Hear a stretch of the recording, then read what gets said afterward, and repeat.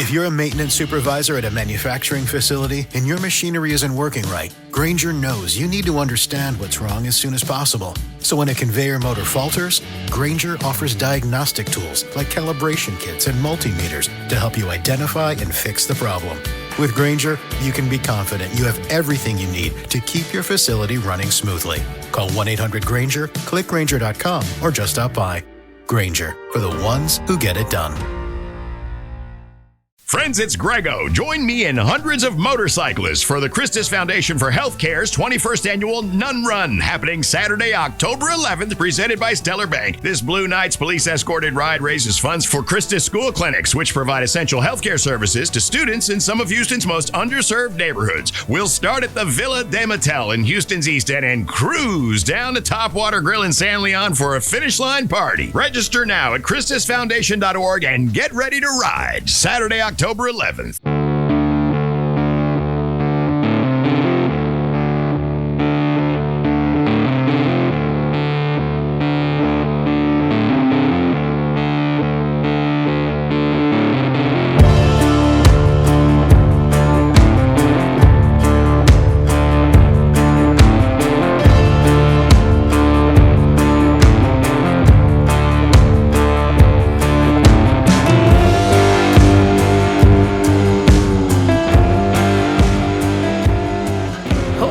Excuse me, no, that's not what I'm doing.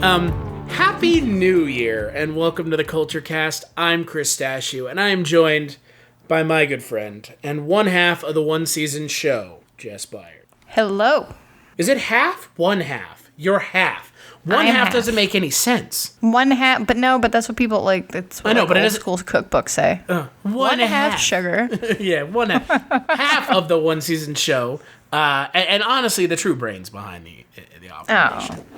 Jess Byard. So Jess, before we talk about the movie we're going to talk about, a couple things we need to get out of the way. It is now 2020, and for two people who wear glasses, what a fucking joke it is to be alive in the year 2020 when we can't see 2020. Gotcha. Also, yes, we are still talking about David Lynch. We didn't, because of the holidays, we didn't get holidays fucking suck. Yeah, dude.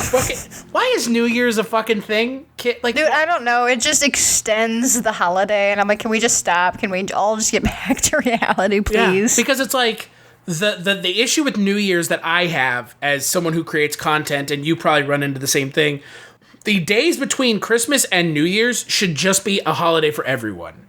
Because, they really should. What does it even fucking matter? Like, if we're going to have New Year's as a holiday, and it's like 5 days, 6 days, a week, not even after, it's like 6 days after Christmas, like, just give everybody that time off. Well, I meant, like... It's like, you can't get anything done. No, and especially because, like, with holidays now and people with multiple families that they have to go to and shit, people are rarely only doing Christmas events on the day of Christmas. Like, exactly. I had to do 2 on the 29th. Merry Christmas! Right, 4 days exactly. later. And it's just, God, like, it just... Well, I had family here from... It's a dead zone. It's a dead zone of reality. I had family here from the couple days before Christmas until the day after New Year's Day, which, by the way, is an actual holiday in New Zealand, which is I find to be just absolutely hilarious. And so, I mean, I got stuff done, namely cooking a 12-course meal for my family, which in and of itself is a fucking ordeal. But, like, I didn't get this kind of stuff going because, again, it's like there's just I know that's what that's going to be for some time. So yeah, like it's the time between New Year's and Christmas is so weird. So excuses on my end aside, because I was the reason we pushed this podcast back. We are going to be talking about Mulholland Drive, the final film of David Lynch December. However, we still have one David Lynch movie to talk about eventually at some point to cover the final David Lynch film of up until this point right now of 2020. Maybe it'll be a Patreon exclusive. Oh, maybe. Yeah, you know what? Oh, that's a good idea. Patreon. Yeah, go give it to Patreon. Ooh, see, you're the brains of this operation too. Jesus Christ. Chris, that's why I decided that I wanted to be on this show twice a month. That's right. So that's the other kind of important topic to talk about is Jess will be joining me more often now, which I am appreciative of, because I do appreciate people that I can rely on. If you take that as a slight, it's probably because you deserved it. But I don't know if you listen to this podcast anymore, so what the fuck does it matter? But anyways, yeah, so we're starting the new year off right by finishing out last year, so we're technically finishing last year wrong, but... we're just extending the holiday. We're just extending the holiday of David Lynch December, a holiday everyone should celebrate, by talking about his I guess, one of his, his probably most well-known film. I would say, yeah. I would think that this is probably widely considered by most people who are, film fans to be David Lynch's most well-known piece, aside from Eraserhead and Blue Velvet, which I have a problem now as I've gotten myself so far into the film. We all have problems. I have so many problems. But no, as I dug myself further into the film, cinephile hole, I don't know what normal people don't know about anymore. I don't know what normal people don't know what podcasts are. Well, that's fair, but I don't know how much of a cinema fan you have to be to know Blue Velvet and Eraserhead. I guess Eraserhead is probably his most well known. I think at least by imagery. I think Twin Peaks is. Honest to God. Well, that's fair. I guess Twin I was only looking at it from the cinematic. There were people Twin Peaks is a cinematic. Well, there are people who now with the, oh my God, my best... look, can we talk about one other thing since now we're in a different decade? No one cares about your best of the decade list, people. No. That's why I just put together my 50 favorite films of the decade and I threw them on a letterbox list and I said, there you go, because... Sure, yeah, I like looking back at people's lists and seeing what they liked, it's for me. Yeah, and going on websites and then being our top picks for movies of the decade, nobody cares. And and they're the same top picks as the same 10 sites you just read the same fucking article for. And you and I are going to do a year-end wrap-up for 2019. That's probably going to be the next podcast. However, that's different because we're just talking about the movies from last year, which that's... honestly a bigger pool of things, and our lists are going to be more different or kind of more diverse. You won't see the engineer that slams the Nissan Rogue's door 13,920 times, or the corrosive chamber that simulates 15 years of life in 5 months, or the Rogue heat-baked for over 300 combined hours. What you will see is a vehicle that can take punch after punch and keep rolling. Nissan, #1 in new vehicle quality among mainstream brands by J.D. Power. We put it through the worst, so you get its best. For J.D. Power 2025 U.S. Initial Quality Study Award information, visit jdpower.com/awards. Awards based on 2025 model year. Newer models may be shown. The audio commentary. It's a dying art form, but here at One Track Mind, I, your wonky yet affable host Ryan Luis Rodriguez, analyze film through the prism of these embryonic forms of podcasting, one audio commentary at a time. Masterpieces, crapster pieces, live action, animation, cult classics, films literally no one has ever heard of. No track is too small and no track is too big. Join me and my guests from the entertainment world as we keep these features alive every other Tuesday. Hey, who else is going to discuss Bill and Ted's Bogus Journey one week and Citizen Kane the next? Us, that's who.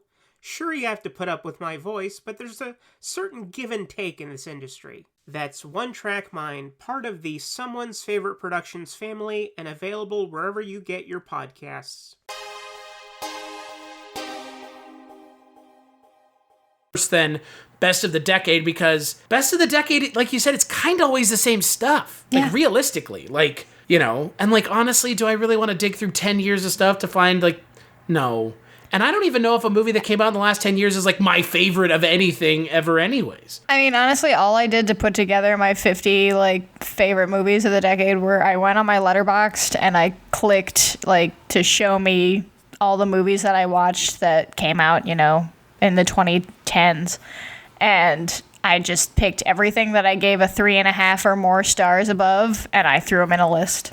Yeah, see? So it's that's the most just easiest way I can put together a list. And I am a huge list maker. I like collections. I like to see things collected. Who doesn't? Right. But I don't know, as far as just like the regular websites go, it's just every year people make those top 10 lists, and every website has the same exact top 10 list, barring maybe one or two movies, but they're all pretty similar. Did you know that people loved Us? Did you know that people loved Knives Out? Did you know, like, yeah, no shit. Yeah, of course. Yeah, because they're talking about it forever. Yeah, they're mainstream fucking movies that are made for mainstream audiences. And by the way, most of these mainstream websites are never going to reference anything not mainstream because they don't want people to go, I don't know what the fuck this is, I'm closing the list. Right. Even like the movie websites, like the quote-unquote movie websites don't really dig deep into stuff because they're just like, yeah, Knives Out is good, or Godzilla, King of the Monsters. Like, oh, fuck you. Like, maybe give an opinion about something that's a little, I don't know, or like, it's just kind of like, it's very generic. Like, why are you even making the list? I always try to include at least like, and some people don't do this for. So I've heard like varying reasons, and I see that sometimes people won't put movies from like that they saw on like festivals or limited screenings on their lists because they want their list to be accessible to people. And so people don't want to read a list of movies that they're never going to be able to see, essentially. Like if you go to Fantastic Fest and you pick 10 movies that don't have distribution or anything yet, then I guess I kind of get it. But it's like, just dig deeper, because there are plenty. With all of the streaming shit that is available now and just access to movies, I kind of wish people would do their best of lists, or just best of like things that they personally discovered that year. Not necessarily not movies that had to come out. Yeah. Mm-hmm. It's like, yeah, sure, you can include those if they were some of your favorite things, but honestly, just like look back at your year and figure out what you watched overall and make that list. That's the list I want to see, because that's going to be the more diverse one, and that's going to be the one that's most personalized and uniquely to you and your taste, and is going to, enlighten me as to who you are. Maybe that's what we should do on the next episode. Instead of doing best of 2019, just best of what we watched last year. Yeah, because you know what? Because honestly, I didn't watch a lot of 2019 movies. Me I don't either. think. No, me either. I mean, Cats is number one. Oh well, obviously. I mean, somebody's getting a paycheck for that movie. Followed up by The Grudge. Yeah, and followed up by Rise of Skywalker, the most controversial film of 2019, a Star Wars movie about space wizards made for children. Cool. Great. You know what?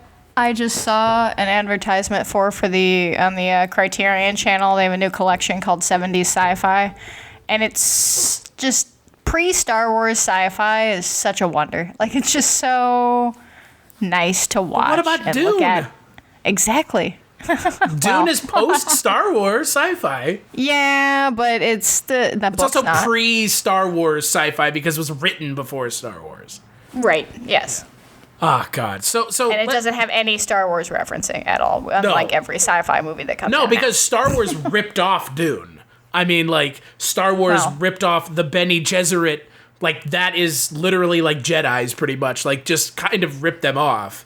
Like, you're in touch with the universe. Like, that's the Force. Good job, George Lucas. You're very creative, a creative man. And you pretty much also just wrote Joseph Campbell's, whole, like, idea of how to tell a story in just a sci-fi form for, the mainstream audiences. And look, now the movie is making billions of dollars, and everyone who loved it hated the new one. So, cool. But so we're kind of all over the place right now. But David Lynch, December. This is it. This is the end. Mulholland Drive. I had never seen it, but yeah, let's talk about Mulholland Drive.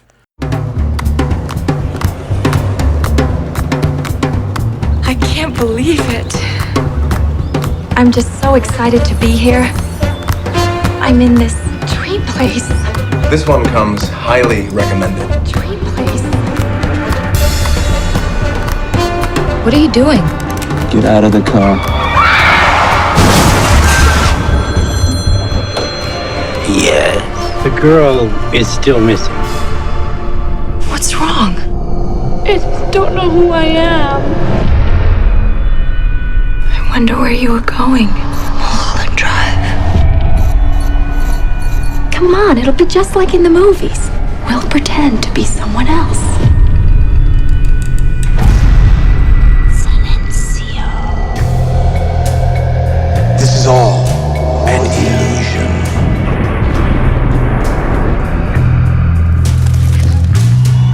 gotta know who you are, don't you?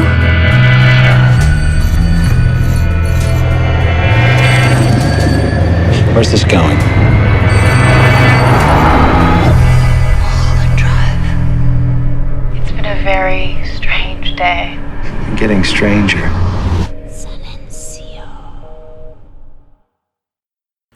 I've been so pumped for this. I know you have. Since we announced it. You've been like we text pretty often, but like every day you're probably like, I can't wait to talk about. You won't see the engineer that slams the Nissan Rogue's door 13,920 times. Or the corrosive chamber that simulates 15 years of life in 5 months. Or the Rogue heat-baked for over 300 combined hours. What you will see is a vehicle that can take punch after punch and keep rolling. Nissan, #1 in new vehicle quality among mainstream brands by J.D. Power. We put it through the worst, so you get its best. For J.D. Power 2025 U.S. Initial Quality Study Award information, visit jdpower.com/awards. Awards based on 2025 model year. Newer models may be shown. Hello and welcome to Tumbleweeds and TV Cowboys. My name is Hunter. In this podcast, I'll be joined by a different guest each week to discuss a classic Western movie or TV show. I've been a fan of classic Westerns for as long as I can remember, and in recent years, they've become very nostalgic for me. I love the aesthetic, the tropes, and I love seeing different filmmakers' takes on them. At their best, they're incredibly entertaining, rewatchable, and some of my all-time favorite movies are Westerns. We'll mostly focus on Western movies made in Hollywood, but we'll also be covering spaghetti Westerns, and one thing I'm very excited to get into are Western TV shows. I've got some amazing guests coming on the show, film professors, historians, and podcasters. And Tumbleweeds and TV Cowboys is part of the Someone's Favorite Productions podcast network, and many guests on the show will be from other shows on the network. Thanks for listening. All the time! Like, oh Jesus, like Christ. So it is written and directed by David Lynch. He has sole writing credits on the film, which that might not sound like much, but that is actually not common for David Lynch because a lot of the things that he wrote either adapting someone else's work, like Dune, like Wild at Heart, like Lost Highway. The Straight Story is adapting someone's life. Right, yeah, so you have a story to base, you have plot points and key points that you have to follow. Or he worked with someone else, like Elephant Man, like Twin Peaks. Mm-hmm. So his three, I think it's 3 films that he has written himself for. Eraserhead, Blue Velvet, this film, Mulholland Drive, and Inland Empire. Those are his 4 solo acts. Right. And actually, he didn't even write The Straight Story, which is even more surprising when you think about it, because The Straight Story was actually written by John Roach and Mary Sweeney, so he didn't even have a hand in that, which I watched parts of it because I was like, well, I need to probably be ready in case we do it, and again, holiday got in the way. It doesn't feel like a David Lynch movie at all. Right. Which is fine. Yeah, it's just solely directed by him and probably just in a very matter-of-fact way. Yeah. But, so this is one of... Because I've not seen that one either. Yeah, but this is one of the 4 that he is sole ownership in the writing chair for, at least on paper. Again, behind the scenes, different story, but, I mean, this isn't fucking Star Wars. There's not like a mandate from the studio. It's got to be X, Y, and Z things. This is a David Lynch film. Right. So... And those, I mean... 3 out of 4 of those would probably be my 3, top 3 favorite David Lynch movies, like cinema, in the you're talking purely Eraserhead, cinematic. Blue Velvet, and Mulholland Drive, not Wild Not Heart. Inland Empire. Oh. Wait, hold on. If it's Blue Velvet, oh yeah, no, it's not Wild Heart. Yeah, Inland Empire, yeah, no, yeah, no. Yeah. Blue Velvet, Blue Velvet, Eraserhead, and Mulholland are my probably top 3. Which, that's not really going outside the box as far as a David Lynch fan goes. But you know what? Fuck it. They're good movies. I mean, David Lynch also only has, 11 movies, so... Right, yeah. 11 movies in a career that spanned 50 years. Yeah, so, yeah, no, that's perfectly fine. So he's got a lot of short films and things like that. And David Lynch cooks quinoa. They're all experimental. Like, weird things. And, I mean, look, he also has Twin Peaks, so let's not... Well, yes. But he didn't... Twin Peaks Return is all on him. Yes, which is perfectly fine, because giving that to him... Yeah, is great. However, I am curious, Jess, now that we're here, we're knocking on the door, what did you think of Mulholland Drive? Watching it now, because obviously you'd seen it many times before. I had actually only seen it like 2 or 3 times before. It's not one that I watch a lot. Actually, the first time I ever saw Mulholland Drive was actually I was 17, and I was in San Francisco for a film program through the Art Institute, and it was the summer between my junior and senior year of high school, and I was there for pretty much like the whole summer, and just taking different film classes, and I took an animation class. But in the building that we were all staying in, that was like an old hotel that was converted into dorms, and it was really awesome. But there was just a kind of rec area where we could all hang out. There was a big TV and movies and pool table and all that. And everybody, a lot of people would go out and, just cruise around San Francisco because we were teenagers and that's what they were doing. But I was being lame and staying in to watch Mulholland Drive. So I put in Mulholland Drive and I sat there and I watched it for mostly by myself in this huge room in the middle of this just like dorm area in San Francisco. And then about halfway through, a couple people just sort of wandered in and sat down and watched the rest of it with me. And we were all just like, what the fuck? So that was the first time that I saw Mulholland Drive. And then I revisited it probably maybe once or twice after then. But this is probably the first time that I had watched it in a good, 5 or 10 years maybe. And it's still, honestly, I watched it twice for the podcast. I watched it once just watching it, and then I watched it again following along with the pilot script that I had. I still love it. To me, like I told you before, and I don't know if you agree, but to me, this is the better version of Lost Highway in a lot of ways. It's not the same movie. It's not the same, plot, but it is. It has a lot of similar. It's way better. It's so much better. It is like if Lost Highway was good. Because you like Lost Highway. That's really sad of someone who likes Lost Highway to say. But this movie checked all the boxes for Lost Highway. Yeah, I mean, I think that this is. I don't know if it's my favorite. I probably Blue Velvet is my favorite, but I appreciated this movie a lot more watching it for the podcast this time around. Because like I said, I haven't seen it in 5-10 years. And the first time I saw it, I was 17. I'm 29 now. So, time has passed, and I have watched so many more movies in between those 12, inside those 12 years. And I have gained such an appreciation for Lynch's love for Hollywood and old Hollywood and the idea of starlets and just the seediness of the politics that goes into movie making and casting and things like that. And I picked up a lot more on the Sunset Boulevard, references and tones, parallels with Naomi Watts' character Betty/Diane. It's just there's something when I was watching this movie, I watched it on the Criterion streaming service, and then they have supplements attached, which I think sidebar is a fantastic idea, and I wish more streaming services would do that. But I watched an interview. That requires the streaming service to be made by people who give a shit about movies. That's true, but not about Nailed It. Yo, you guys watch Nailed It yet? Yo, it's like where they make desserts, but then they fuck them up. Great, thank you. So good. Boy. But not to shit talk if people like that show, but come on. God. Yeah, I mean, time and a place. But no time, no place. Continue. I just when I went to LA a couple of years ago for work, I love LA, and I know that there's a lot of people that have gone there, and a lot of people that live there and say they hate it, and that the city chews you up and spits you out and chews you back up, and it's I get it, that's fine. I've never lived there. I've only gotten to be there one time for work for 2 weeks, but I loved it. I loved everything about it. I love the way it feels there. I love the energy that just is there. That's from all these people who are just hustling and trying to make something and just trying to get shit out there. It just, I don't know, there's just a feeling to it. And David Lynch also feels that way. He has been in love with LA. Like, he's from fucking... Is he from Nebraska? Missoula, Montana. Missoula, yeah, that's right, Montana.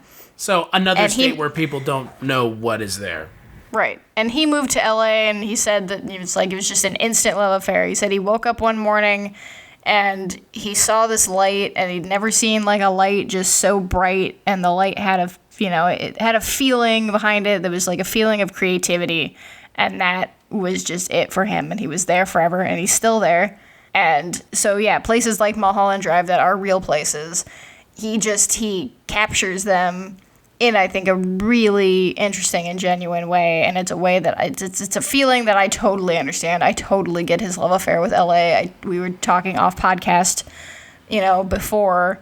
I would absolutely move there in a heartbeat if it weren't for cost. But yeah, Mulholland Drive, I appreciate it so much more than when I saw it the first time. I mean, when I saw it the first time, I was 17. I was like, that was weird. that was a weird movie. I kind of like it. I don't really know what's going on. Revisiting it, I liked it more. And now, like, revisiting it twice for this podcast, it's awesome. Yes, I agree 100%. I think it's also David Lynch's most straightforward movie. Really? I honest to God think so. Because David Lynch does, to his credit, he does such a good job of showing you what you need to see to understand what's going on. And it's just not, it is pretty much just Lost Highway. But it's not Barry Gifford's and David Lynch's reinterpretation of Barry Gifford's Lost Highway. It's David Lynch's Mulholland Drive. Mm-hmm. And, it's kind of the same movie because it tackles the same themes. And I like that because it made it instantly more approachable for me than if it was just, Inland Empire. Mm-hmm. Which also, this movie is also, by the way, kind of Inland Empire. Yeah, it is. It's David Lynch's everything that David Lynch made pretty much after Blue Velvet is kind of the same thing over and over again. Right. Essentially, if you don't know what the plot to Mulholland Drive is Naomi Watts' character, whose name is Diane in real life, comes to LA, and things do not go well for her. But that's not how we pick up the movie. The movie is picked up where Naomi Watts is coming into LA, and everything is peachy keen, and she meets, what is her name? Rita. Laura? You mean Laura Elena Harring, Countess von Bismarck Schönhausen? Yeah, hot lady. You said it, not me, but I'm also not disagreeing with you. She's she's absolutely gorgeous in this movie. In general. Period. In general, yes, but the way just David Lynch shoots her and lights her is it's fantastic. There's a reason she was in the top 10 for Miss Universe in 1985. Yeah. And I guarantee you she could be in the top 10 for Miss Universe in 2020. Yeah. But essentially this movie is the first half of it, which is 2 hours and 27 minutes long. Doesn't feel it though. No, it doesn't. The first hour and a half-ish, maybe, is a dream. It is Naomi Watts' character's fantasy world of what she wanted to happen when she came to LA as an aspiring actress. And then we go into the harsh reality of what actually happened, which was she didn't get the part because she's not really all that talented. And she also has, been having a relationship with Laura Harring. And in reality, that relationship ends poorly, and she's humiliated, and therefore takes a hit out on her Laura Harring's character, Rita. And it, that's not inherently clear because you are going to watch the first hour and a half of this movie thinking that everything's, fine and that they're investigating the death of some other woman. And then once everything flips, but yeah, you were saying it's like Inland Empire, and that it's about, half of this plot is Justin Theroux's character of Adam Kesher, who is a hot, up-and-coming director who's being forced to basically pick an actress he doesn't want to pick by this, nefarious mob that David Lynch has always so keen to put in his movies. I love it. I love You won't see the engineer that slams the Nissan Rogue's door 13,920 times. Or the corrosive chamber that simulates 15 years of life in 5 months. Or the Rogue heat-baked for over 300 combined hours. What you will see is a vehicle that can take punch after punch and keep rolling. Nissan, #1 in new vehicle quality among mainstream brands by J.D. Power. We put it through the worst, so you get its best. For J.D. Power 2025 U.S. Initial Quality Study Award information, visit jdpower.com/awards. Awards based on 2025 model year. Newer models may be shown. Hey, this is Jason Kleberg from the Force 5 podcast, a show that forces a guest to come up with a movie-themed top 5 list topic, and then we reveal our picks on air. Top 5 heist films, top 5 tearjerkers, top 5 movie dogs. Every show you'll be asking yourself, what would be on my list? Guests include directors, screenwriters, actors, podcasters, musicians, authors, and even a professional wrestler. Subscribe to the Force 5 podcast, and you won't just be a listener, you'll be a list nerd. The Force 5 podcast, available wherever you're listening now. In the background, I love the David Lynch surreal mobsters because it's fantastic. I mean, they're in Blue Velvet, they're in Twin Peaks, they're in this, I think they're in Wild at Heart, are they not? Yeah, no, they are. But in this one, it's even better because it's Angelo Badalamenti, which is just sure, because you know what? Because he's Italian, anyways. Yeah, and his the score, that. I'm so glad that they met because, I mean, his score for Twin Peaks is incredible. I love it. I listen to it frequently. And his score for this is also just as beautiful. I mean, again, it's one of those things where, you know, you have someone who puts together a composer who can do good work on his own. But, you know, when he works with a certain director, they really make magic. Oh, yeah. And I mean, David Angelo Lynch's Badalamenti team is great by himself, but like when he works with David Lynch, I mean, it's just. I mean, his whole team, and the combination of David Lynch, Angelo Badalamenti, and Mary Sweeney is his, you know, his editor. That trifecta is just. Because I can't imagine that capturing David Lynch's vision is easy. And I mean, filmmaking is a collaborative process. Very rare. I mean, yes, you have auteurs, and David Lynch is one, and generally auteur means they wrote and directed it. Maybe they shot it, maybe, but there's a whole other sequence of people happening. And yeah, sure, the director sits in with the editor. They definitely do. And they sit in with the composer. They do that, but that's so that those two people and everybody else can convey the director's and writers, in this case, vision. And with David Lynch, I can't imagine that is a very easy task at all, but it works. Like, it is absolutely a cinematic experience. Like, this is a movie. This... Jess Byard presents This Is a Movie. This is a movie. I mean, my life as a podcaster. This is a movie. Elevated podcasting. Elevated podcasting brought to you by Jess. This is a movie, Byard. I mean, I agree 100%. You know, when you look at something like Lost Highway, which we talked about a while back, when you look at something like, say, Dune, or you look at something like, say, Inland Empire, Dune, I would say, is the other film of Lynch's, maybe other than Blue Velvet, and I know that that's your favorite, so that's kind of like I'm not trying to attack that movie, but my point is, like, there is something to be said for there being this feeling of, like, a true cinematic experience. Yeah. And this film, I think, like you said, I would agree, offers that. Yeah. And obviously a lot of other people agree because it is, you know, made multiple lists. Not that lists really matter, but it has made lists of people whose opinions other people trust more than, say, mine or yours, about best films ever made or greatest films of the 21st century. And I would be inclined to agree with them because it is not only elevating the genre of neo-noir, it's also more approachable than most of David Lynch's films are because he somehow manages to keep his own quirks in check. And I'm not saying that's what I want. I'm just saying more that is what a lot of people who watch movies want from David Lynch. And sometimes that's not a bad thing.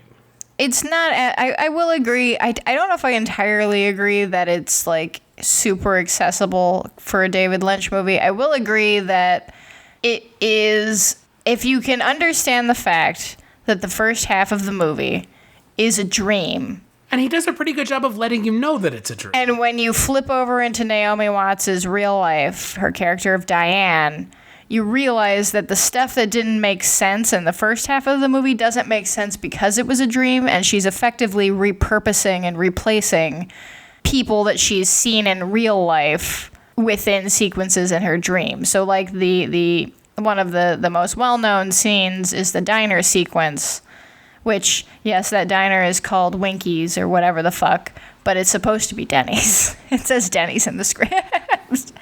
But I mean, the little emblem on yes, oh God, Betty's thing is a Denny's emblem. But it's so the characters Dan and Herb are sitting in this diner and having a conversation, and Dan is telling his friend about this awful dream he had about how he saw his friend standing in that same diner, and when they went outside there was this evil, just this horrible presence that he never wants to see again, and ever outside the dream. So they go to this specific place because that's where he dreamt about it, and they go out and they find this pretty horrifying, tramp bum-like being that's just sort of living behind the dumpster. And yeah, that part, what is that bum? Who is that bum? It doesn't really matter because it didn't happen. It's not a reality, therefore it doesn't have to have any concrete place in the script. Just like it doesn't really matter why the mob is strong-arming this actress into this movie because it didn't happen. It's in real life, Diane didn't get the part and she lost it to Rita, right? Yeah. She lost it to Rita, whose real name is Camilla Rhodes, and who then starts hooking up with Justin Theroux's character, the director, and pretty much tosses Naomi Watts aside because they did have a relationship prior to that. And so if you can just get past the fact that the first hour and a half is a dream and none of it really doesn't matter, like as far as a concrete, the things that happen in it don't necessarily have to have a motivation behind them because it is a dream. And just like when you or I dream or anybody dreams, you populate your dreams with people and presences that you know in real life, whether or not you actually know them. Like you can have a dream about some stranger you saw on the sidewalk just because it's in your brain. Well, and we again, like I mentioned, you and I, we text back and forth pretty regularly, and we have talked about like, oh, I had a fucking wild dream last night. But like, you're completely right. Like, it is this thing of like, I having only watched it once, and I mean, I felt like, I'm not trying to say like I'm so fucking smart, but like, I feel like it's kind of hard to avoid hearing about what the movie's about. The movie's been out for a long time at this point. It came out in 2001, and to be fair, you've also been watching David Lynch movies pretty consecutively, so if you are new to David Lynch, this movie is not going to make a lot of sense to you initially. If you are not new to David Lynch, then you know that everything most definitely has to do with a dream. Right. And you have to start thinking in dream logic. The sleeper has awakened. I mean, that's in Dune. Like, that's in Dune. Like, and that's in the book Dune. That's like, and again, that's what kind of made it so fun that David Lynch is the one who directed that, because it's like already in his wheelhouse. But yeah, this is very much, and look, I know people would get not upset, but like maybe irked that, the whole movie, like, look, let's be honest here, 80% of this movie is a dream. Like, right, but you get to spend a lot of time in the reality to understand what actually happened, which is Diane didn't get the part. Camilla Rhodes was her girlfriend, threw her off to the side because she got the part, and then Diane decided, you know what, fuck you, and decided to take out a hit on her, and she gets killed. And then Diane can't handle it, and so she retreats into a dream world where everything worked out, and the only like bad stuff that happens is that Camilla and her are investigating this murder mystery, and I watched a couple of videos, on YouTube, just of people talking about their theories and explaining stuff. And like this one video I watched. She was talking about how the character of Camilla Rhodes and Rita being sort of split in half in the dream world, where Rita is the dark-haired, sort of, I guess she's not the femme fatale, but she would be in another movie. And she's got amnesia, she doesn't know who she is, and that's the version of Camilla that Diane loves, and that Diane remembers, and that who she fell in love with, and who she wants to get back. We go to the movie set. It's the one who's reliant on her character. Yes, who needs her and doesn't, who absolutely needs her. And then, on the other hand, when we're focused more on the actual, production, the movie that Justin Theroux's character is trying to make, which is, I guess, some kind of doo-wop movie, which I'm totally fine with. I love the music in this movie. Like, Angelo Badalamenti's score aside, I love all the doo-wop stuff. I'm a huge fan of crooning music and doo-wop music, and so anytime, like, David Lynch's use of pop culture, I always love. But that character, the actress that is being strong-armed into the picture, she's the version of Camilla that's, the one that hurt Diane. And so in the dream world, Diane split them into two so that she can have, the one that she loves with her. And I don't know. I thought that was a really interesting theory, and I think that there's a lot of truth to it. And I guess my question to you is there any way to interpret this movie other than that? Other than that, it's a dream? Yeah, and that's maybe... I don't think so. I mean, I think that it is very much like a dream, but I think it's the themes and what the movie's actually about that people can speculate on. Like, what the main plot is about is different from what the movie is about, like what the overlying themes are about. The movie plot is, yes, that's what we've been talking about. Naomi Watts wants to be a star. She doesn't have what it takes. She has a bad relationship. Bad shit happens. She feels bad about it. Fine. Yeah. Pretty straightforward. Again, pretty straightforward. Right. Whatever the execution isn't necessarily straightforward, but if you're paying attention, you can figure it out. I mean, they show someone in bed asleep at the beginning of the movie. Yes. Like I said, it's pretty, again, not that I'm trying to be Mr. Smart Guy, but I felt like it was pretty straightforward, which I appreciate, but at the same time, talking about maybe something I didn't like so much, I kind of also didn't like that it's so kind of, I mean, look, I don't know how you feel about this, but shit that's just like a dream. Mm-hmm. Those, it's such a cop-out. Well, it's a cop-out if you use it at the end of the movie. Well, yeah, no. It was all a dream. Yes, that's the cop-out. I think the way that he used it... No, and I think that the way that he used it is, I think, one of my personal, like themes that I interpret out of this movie is just... It's the way it was her coping mechanism, because Diane very clearly has some, issues, a lot of confidence issues, a lot of, independence issues and things like that. And her need to kind of just fix everything once she's fucked it up so badly is why she retreats into that dream. And so I don't think that it's a cop-out in that way, because I think that it's something that would be actually pretty real. I mean, people, that's what dreams lose their minds all the time. People, totally can lose it and completely live in a different reality because they can't handle the actual, reality of reality. Well, and, if you do any sort of, research on, dreams or what dreams mean or, You won't see the engineer that slams the Nissan Rogue's door 13,920 times. Or the corrosive chamber that simulates 15 years of life in 5 months. Or the Rogue heat-baked for over 300 combined hours. What you will see is a vehicle that can take punch after punch and keep rolling. Nissan, #1 in new vehicle quality among mainstream brands by J.D. Power. We put it through the worst, so you get its best. For J.D. Power 2025 U.S. Initial Quality Study Award information, visit jdpower.com/awards. Awards based on 2025 model year. Newer models may be shown. If you're looking for more horror outside of the mainstream, look no further than Unsung Horrors, a podcast about underseen horror movies. I'm Lance. And I'm Erica. Every other week, we'll cover a horror movie with fewer than 1,000 views on Letterboxd. We'll even give you double feature recommendations to pair with the movies we discuss. From gothic to shot on video, from slashers to comedies, from giallo to J-horror. We'll cover all the subgenres, so join us as we unearth these hidden gems of horror. Follow us on Instagram, Twitter, and Facebook, all at Unsung Horrors, available wherever you listen to podcasts. And part of the Someone's Favorite Productions podcast network.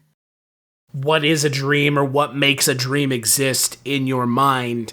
Like, a lot of it is like you figuring out a way to cope with things or process things that have happened during the day or in your life, or, you know, and that, I mean, that plays into this movie 100% because she's trying to figure out a way to cope with her failures and the failings in her life. And that, I think for me, that's a pretty interesting way to go about doing it in like in a film where it's, you know, kind of not really giving away the fact that it's a dream at the beginning. I mean, it does, but it doesn't. If you're like, this movie came out in 2001. It was originally written to be a TV show. And I think the pilot script that I read for the pilot episode was 1999. So if this movie were made now, she would probably have retreated into some kind of virtual reality. You know, if this movie were made by not David Lynch now. If it were made by David Lynch now, it would still be a dream. But if it were made by, you know, a more mainstream creator for a more mainstream audience, she would have just, you know, lost herself into some kind of virtual reality or internet persona or whatever.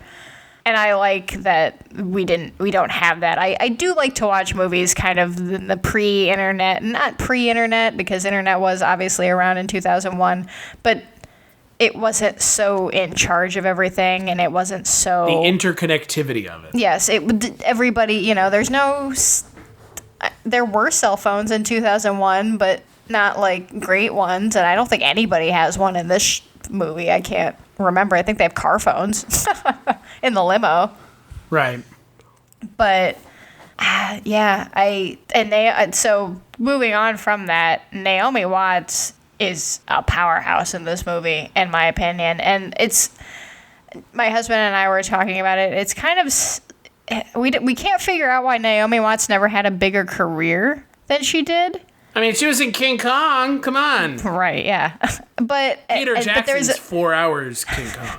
But there's a line in this movie that she says when she's talking to Rita where she's like, I would rather be remembered as a great actress than a movie star. And I think I hope that is how her career is kind of taken on that sort of, you know, trail, I think, of being as just like, she's just a really good actor. She's never going to be like, you know, a huge movie star, but that's fine. Because that's just because you're a huge movie star doesn't mean you're a fantastic actor, right? Just get that, you just got to get that Marvel money. Come on. Right. I mean, realistically, look at Jude Law. I would say that Jude Law is the male version of Naomi Watts. I can see that. But Jude Law's been in a Marvel movie, so I guess now I can't say that because he made that sweet Marvel money. Yeah, but he was like one of the characters that most people don't care about, and he was hardly in any of the movies. Also, I think a lot of people also get Naomi Watts confused with Laura Linney, which may not help. I kind of feel like Naomi Watts and Keira Knightley and Natalie Portman were all like really popular at the same time, and I also kind of feel like they're all kind of the same person, like physically. Yeah, but Natalie Portman got that Star Wars money. Yeah, well. And Keira Knightley also got that Star Wars money. Oh yeah, she totally did. Because she played Natalie Portman. I mean, the thing that I will say about Naomi Watts as an actress is, of the women who were coming up in the early 2000s, she is the one that I look at and say I would consider her to be like a quote unquote actress. Yes. Like a. I don't know. I was trying not to be like condescending, but you clearly know what I mean. Mm-hmm. Yeah, I know. I mean, she was in The Ring, for fuck's sake. Like, you know. Which I stand by that movie. I'm glad someone does. But no, I think like in this, I think she's, and honestly, because like I said, I hadn't watched the movie in a while, but I kind of forgot how. I mean, she's essentially playing like she's playing two different characters, for sure. Like, just two different versions of a character. And there's a sequence in it where she's actually auditioning for the part. And she's auditioning in this office with a bunch of skeezy men, and the male counterpart that she's acting with, like, you know, it's a point in the audition and in the script they're supposed to kiss, and they're, you know, these lovers that aren't supposed to be together. And so he's got her really close, and that whole sequence of her, like, her effectively acting which is weird. It's kind of meta watching an actor have to act like in an audition on a movie, but her just range, her from that, like, to go to that from basically Naomi Watts' character in the first half of the movie is this plucky, go-getter, naive, just smile plastered all over her face all the time, and gee golly gosh, everything's fantastic. To go from that personality to the scene that she has to audition for that's just really uncomfortable, and she is amazing in it, and she knocks it out of the park. And this whole just switching over to the second half of the movie where she's effectively just drunk and strung out and paranoid, anxious, I just love it. I think the performances all around in this movie are fantastic, but hers especially, which, you know, she carries the whole movie essentially with Laura Harring, who's also fantastic. And yes, I guess that means we're at that scene now, Chris. Well, okay, so here's the thing about this movie. So hold on. I didn't know you didn't know about that scene. No. Because again, this is where I'm at as a film fan. I don't know what's my knowledge versus what's common knowledge. Or what's even knowledge of your close friend? What does your friend know? Well, I didn't even know. Like, one of the, like, legendary scenes in film. No, but even I didn't know about it. Like, yes, that would be the scene between Naomi Watts and Laura Harring when they officially, you know, hook up. And, sure. You know, I've said it in other podcasts, just in conversations and possibly on other podcasts about David Lynch. In general, you should never, like, just David Lynch's version of sexy and romance and whatever is always really kind of a little off kilter and feels kind of weird, and also feels kind of dangerous, like in Lost Highway and Wild at Heart. There's always something very dangerous to it and not, you know, loving or gentle or soft at all. And yeah, I agree entirely. I think that he captures the relationship and romance and love between these two characters expertly. And I think that scene in where, yes, it's entire full, you know, nudity on both half, and it's done tastefully. I don't think that it's exploitative at all. I think that it's probably one of the best, like, you know, I hate to say this because it sounds so stupid, love scenes. Oh my God, Jess, how saccharine did that sound coming out? Full body reaction to saying love. But it's I think it is one of the most tastefully and beautifully done, like, sex scenes in a movie, in my opinion. And it does not involve a man and a woman, which is even more so. No, it is. It's two women. And in 2001, that was probably pretty shocking for audiences. Audiences around the country are raving. Lesbians? ? Yep. Yeah, no, it's I mean, look, I watched it this afternoon. I actually I split it up into 3 parts because I had things going on. So I kind of watched the first hour when I was running, and then I watched the second kind of 40 minutes before I went out to lunch. And that is when that scene took place. Mm-hmm. And I remember texting you and being like, whoa, what? What? And you're just like, how did you not know about this? And I was like, I don't know. Like, you know, MrSkin.com must have failed me or something. I mean, yeah, it is a very sexy scene provided by David Lynch in a way that I would say everyone could consider it sexy. I mean, outside the fact if you're not on board with, you know, same-sex marriage, or same-sex relationship. Yeah, exactly. If you're not on board with that, why are you listening to this podcast? And fuck you. Do me a favor, just write down your concerns on a piece of paper, roll it up, soak it in some olive oil, and just stuff it right up your ass. Because I don't care, and Jess doesn't care, and Mike White and Mike Wallace don't care, so stuff it up your own ass. But yeah, no, I mean, it is a tastefully done sex scene that would be considered by mainstream society to be a accurate portrayal of love between two people. And like you said, for David Lynch, that's shocking. It is, because, I mean, there's literally nothing weird that happens. No one is biting nipples. No one is pulling out. And I mean, that's, gas masks. There's nothing kinky happening, sure. No. But I mean, like, looking at, like, examining sex and David Lynch, content from Lost Highway, Wild at Heart, which... Wild at Heart is just... one of the things I didn't like about Wild at Heart is, like, it felt too much. Like, it is a lot. It's a height, just everything is sensory overload. I mean, that's like the first 5 minutes you see Laura Dern naked. And I was just like, whoa, what? And like, I'm not complaining. I'm just saying, like, whoa. Now, I do think that, like, I do entirely buy the love between Sailor and Laura Dern's character in those movies, but it's a different kind of love. It is a Wild at Heart. As a Bloodhound Gang would say, it's the kind you clean up with the mop and bucket. Yes, it sure is. And I forgot that song existed. Well, not anymore. And the crazy thing about Wild at Heart is that that movie was 3 years removed before Jurassic Park. It's just like, blows my fucking mind. Because it's like Laura Dern as what could ostensibly be called a teenager. And then Laura Dern is like what everyone considers to be like kind of like a middle-aged lady, and it's like she's not super plain, so plain in that movie. But Eraserhead doesn't have any sex, but it is, essentially a story about sex, fatherhood. Yeah, like what happens when you becoming parents. Wild at Heart, okay, no. Lost Highway, definitely not. That's terrifying. Blue Velvet, I mean, Jesus Christ. There's nothing sexy about that at all. No. About Dennis Hopper just calling out for mommy. It's just, ugh.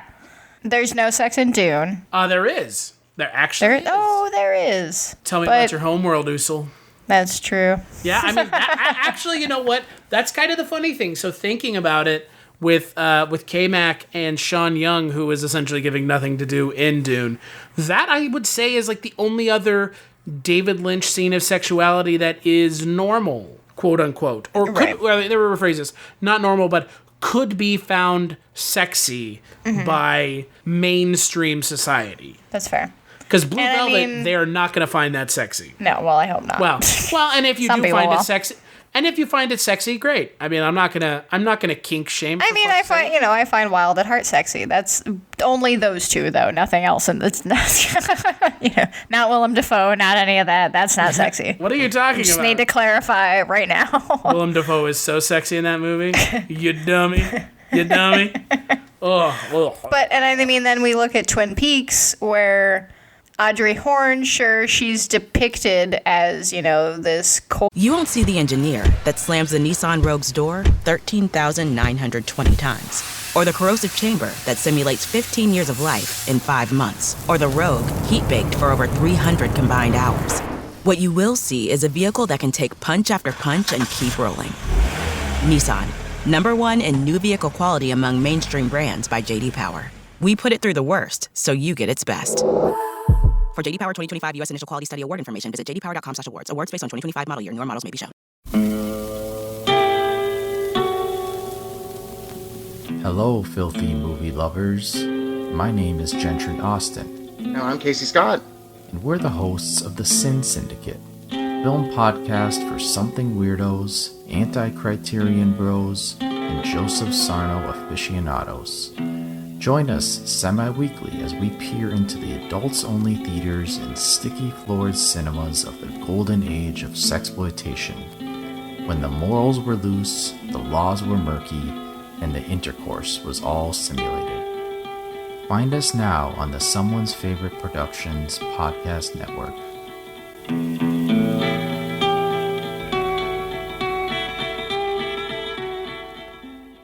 Boy, sexy person, but she never actually, hooks up with anybody.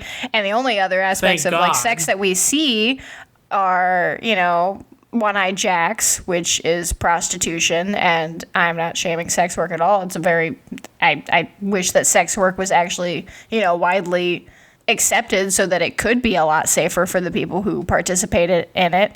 But in this case, one-eyed jacks is illegal. There'd be a lot less shootings in the world and a lot less angry people in the world if you could just pay someone to fuck you. I'm just gonna leave that out there because you know what? As someone who was not like an angry teenager, but like could have been if pushed in the right direction, like, yeah, if you're just like, I can pay, yeah, I got some money in my pocket and I can just go somewhere and it's a safe place And it's safe and it's fine and whatever. Yeah, like, what the fuck? Why does someone else care? Oh, because they have nothing better to do. But I completely agree. So we have one-eyed jacks and Laura Jess Palmer. and Chris shaming everyone. No, I'm not. Yeah, no, we're not here to sex worker shame or kink shame or, you know, whatever. No, man. Shame if you live do what you want to do as long as it's not hurting anybody else. Yeah, exactly. But, I mean, then, we have Laura Palmer. I mean, and everything else aside from this, and then I guess maybe Dune, David Lynch depicts sex and the outcome of sex very scarily and, you know, dangerous, but not here. It's like if David Lynch was portraying it. Yeah, but not here. And here he does something. I mean, he writes and directs and, you know, has his cinematographer shoot something that's incredibly real feeling and Intimate. like has a real connection. But then you have the scene later in the movie that shows what David Lynch's sexuality actually looks like, where she like jumps on top of her and is being rather aggressive. Yes, that's... And then also the scene and that's the reality. Yeah, and then also the scene of Naomi Watts masturbating. Right, which was very hard for her. I watched an interview with her who they basically... David like made this little tent sort of thing around her so that she couldn't see all of the people, you know, that are on set with you. And she really struggled through that scene and had a hard time with doing it. And I mean, he still made her do it, but it's nice to see see a director like David Lynch who is older. I mean, the man's 77 years old now, I think. And from, you know, he was making movies long ago in the 70s and it's just nice to know that he still made her do the scene, sure, and she was uncomfortable with it, but he made that, you know, he helped her try to be more comfortable with it. And when she was telling them that he didn't want, you know, she couldn't do it, he would just tell her, you know, like, it's okay, that's okay, just take your time, it's okay, instead of like taking the Kubrick route where she like would have been screaming in her face. But that's I'm more of a fan of the Paul Verhoeven route. Everyone's naked, then I have to whip my dick out, and we're all naked. Everyone can be naked. I mean, to be fair, like if I were a movie director, that would probably be what I would do. To be like, all right, everyone's naked. Here we go. Yeah, if I expect you to be naked, then I will be naked too. Like I completely understand that. Like there's just got to be. We're all adults here. Yeah, we're all adults here, and I ain't got something you ain't seen, and vice versa. So, like, yeah, and again, you know, credit to David Lynch for actually, you know, giving a shit and not acting like a psychopath, which so many American and just film auteurs in general act like psychos. Hitchcock, Kubrick. Polanski. We could just oh god. Yeah.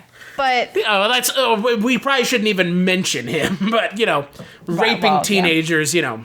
Well, great. yeah, but great. This yikes. Yeah. Do you know about the Eye of the Duck? The Eye of the Duck?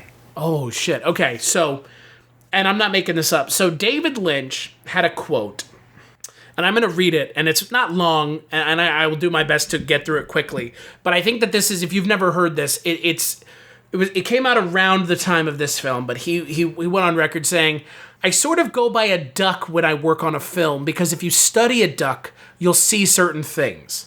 You'll see a bill, and this is real, Jess. Okay, like I'm actually really glad you've never heard this, because this is gonna blow your mind how fucking insane this is. And the bill is a certain texture and a certain length. Then you'll see a head, and the features on the head are a certain texture, and it's a certain shape, and it goes into the neck.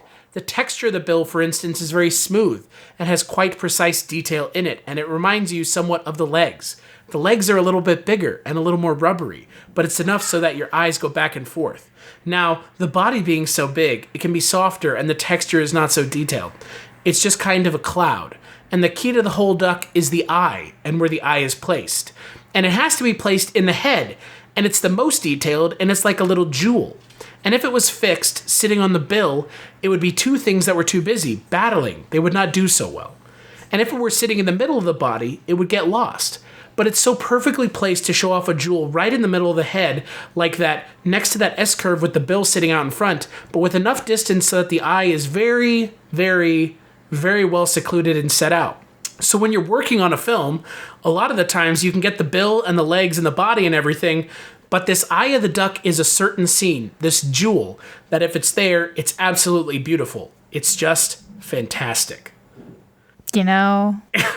Fucking A. I can kind of agree. I can kind of understand what he means by that. I wouldn't pick a duck, I guess, but I understand the sentiment. I mean, I get it. Like, not like being a troll. Like, you know what that scene is for me in this movie? The diner scene?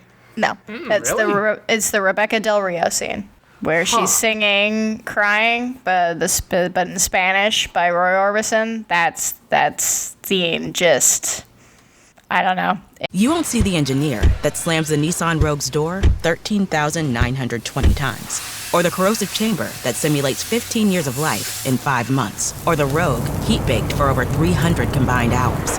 What you will see is a vehicle that can take punch after punch and keep rolling. Nissan. #1 in new vehicle quality among mainstream brands by J.D. Power. We put it through the worst, so you get its best. For J.D. Power 2025 U.S. Initial Quality Study Award information, visit jdpower.com/awards. Awards based on 2025 model year. Newer models may be shown.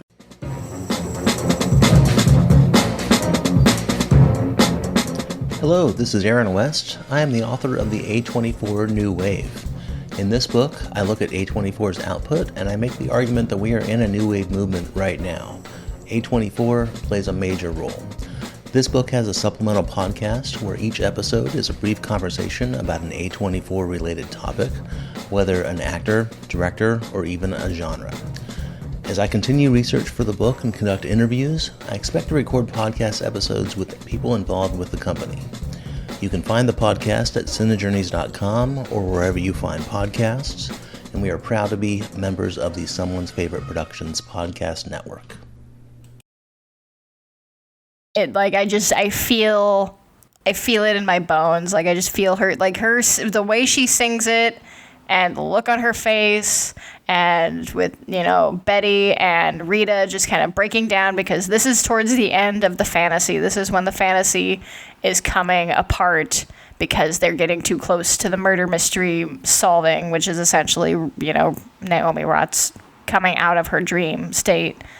And there's just this I don't know, there's just a brokenness to it. Like, there's just, you see it in the characters' eyes, and you know that they, they love each other and they want this to kind of be forever, and they can tell that it's not, and that something's not right, and that something is going to end, and that whenever that time comes, which is going to be soon, it's going to change everything, and it's going to change everything drastically for the worst and permanently. And I don't know, Rebecca Del Rio's voice and her singing that song, which I love. I love Roy Orbison, and I love Crying. Easily one of my, top favorite songs of all time. But yeah, that is the Eye of the Duck for me.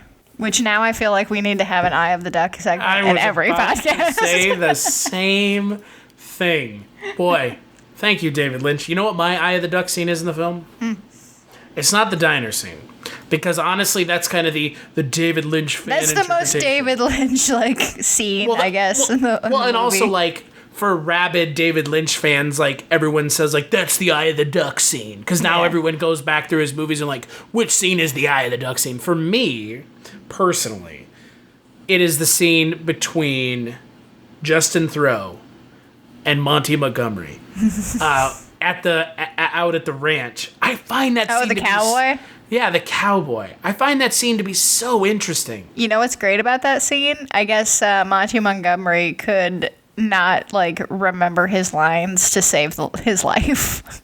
And they tried partly at some point to kind of hold up cards, but then it would just look like he was reading or he couldn't read it or whatever. So they took forever to do it, I guess. Which is not surprising considering how he's not an actor. No, not at all. And I mean, that scene, I would say the diner scene and that scene are probably the more Lynchian, cryptic sort of figure this puzzle piece out. Well, it's got the flashing lights, just like every other Lynch thing ever. Yes, so, if you're epileptic, you can't be a fan of David Lynch movies. I'm sorry. But yeah, I really love that scene, and that is, for me, Eye of the Duck. 100%. That is the Eye of the Duck scene for me. I mean, look, and the Eye of the Duck, you could interpret it as the scene that essentially explains the movie, or you could say it's the scene that's kind of the standout scene, or the kind of the scene that is the microcosm of the film as a whole. And I don't know if it's exactly the microcosm, but for me, it's the scene where I'm just thinking about the film now, sitting here, talking about the film with you, and talking about everything we've talked about so far and kind of our feelings on the film. The thing that stands out to me is that scene, even more over the diner scene, which I feel like the diner scene is good, but I feel like everybody just shits their pants at how great that scene is.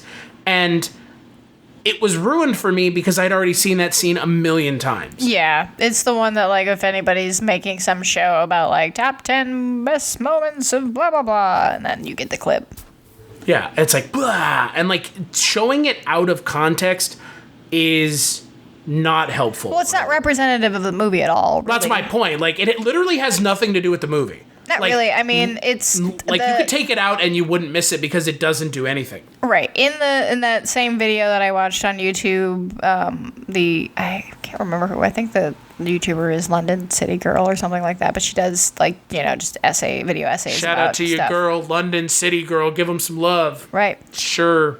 And she talks about that's her theory on that scene is that the bum, just the scary bum is sort of representative of Naomi Watts' Diane's character and all of her failure. That's representative of all her failure and lack of talent and everything ugly that she hates about herself is that character. And him saying that he hopes he never sees it outside of his dream is sort of her saying that, and that she just that's what she's most terrified is that she's a failure and that she has no talent and that she's never going to be anything. And so that's sort of, if you take that theory, then that's Herb's character. Herb and Dan sort of just encounter that, which it would just be that manifestation of those feelings in a physical being.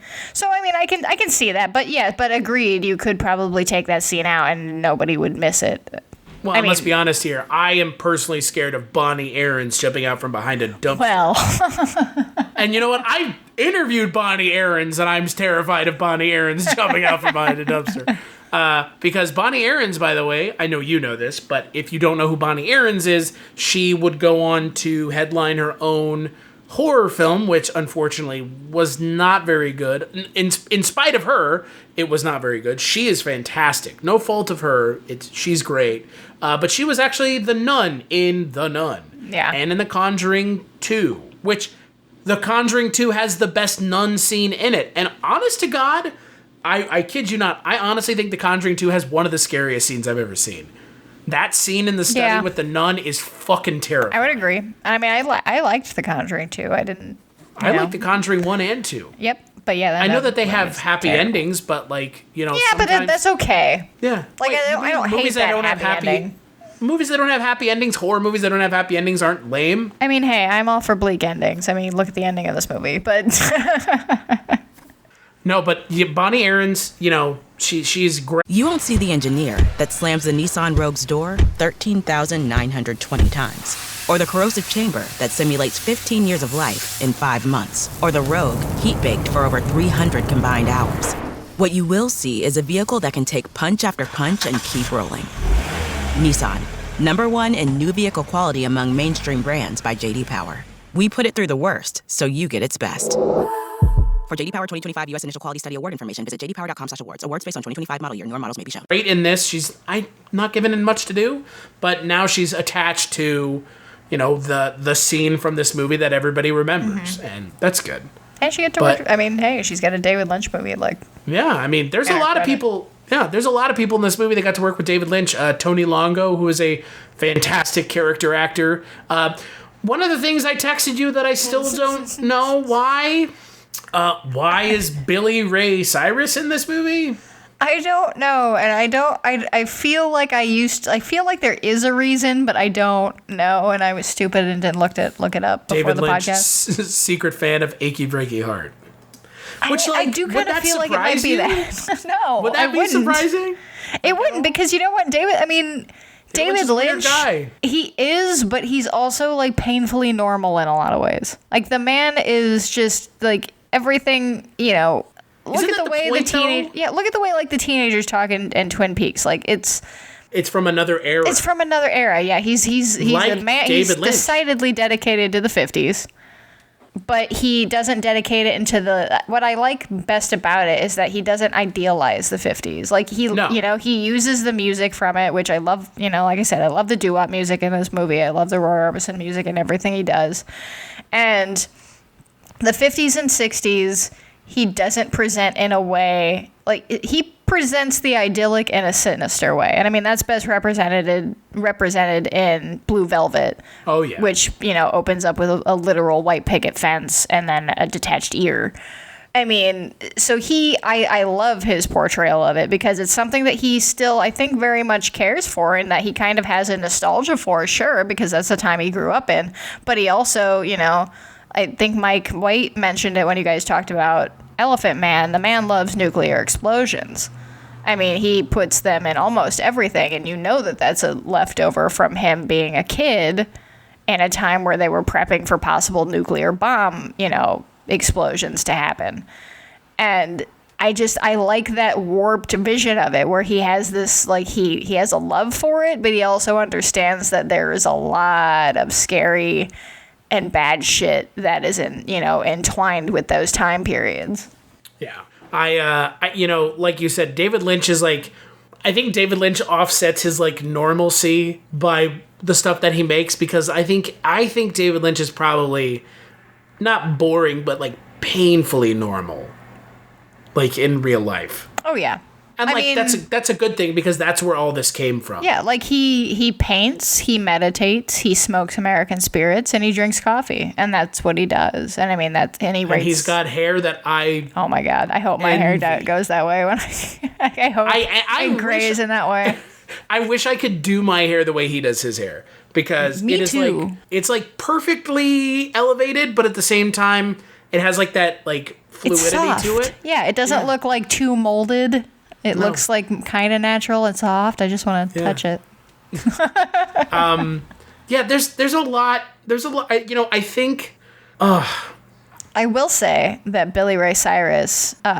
Here's the headline for this article. Billy Ray Cyrus says the devil and David Lynch destroyed his family. Well, who destroyed his family was him. Yep. Because he's an asshole.